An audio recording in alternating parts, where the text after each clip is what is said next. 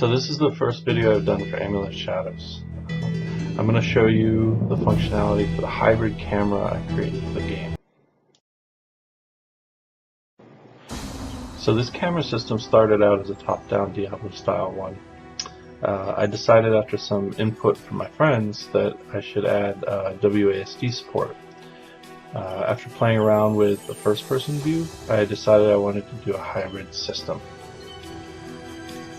Okay, when using the hybrid system, you can switch between an overhead and shoulder view, and also do pretty much everything in between. Clicking the X key flips back and forth between the two views.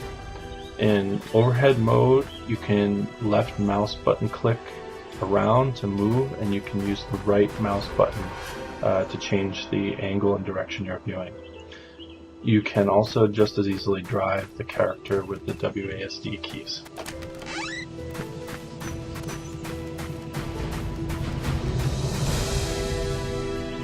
So here you can see that you're pretty much using the WASD keys to drive the character around.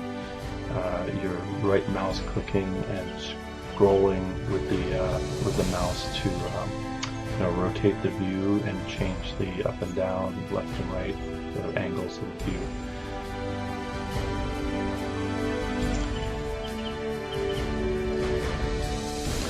So I just clicked the shoulder view, and it brings the camera down behind the main character.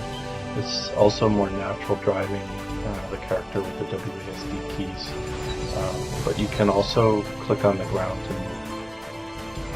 In both views, it's also possible to rotate the view with the Q and E keys, so that you can rotate around the character.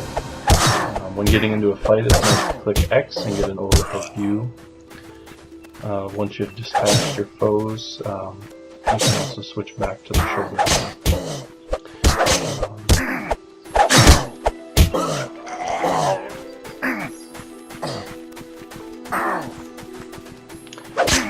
So you'll notice here in the fighting that I really haven't done anything in terms of effects for the combat. Pretty much all you have is just basic animations and sound effects. I'm going to be adding things like hit effects, weapon trails, like blood splatters, potentially for non-undead characters, of course, and probably a variety of other effects as I have time. There's also not really anything in terms of the UI as far as like damage indicators and things like that. There is some combat algorithms going on behind the scenes to do hit and damage calculations, but they really don't show up at all, except in the the final results and the life indicators, which end up causing death once they hit 0.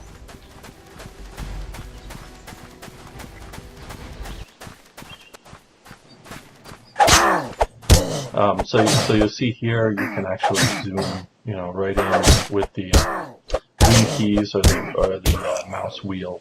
You can zoom in and out. You can get basically right up face to face with your enemies there. Pretty much you can do anything you want in terms of zooming in and out, shifting the angle of the view and whatnot.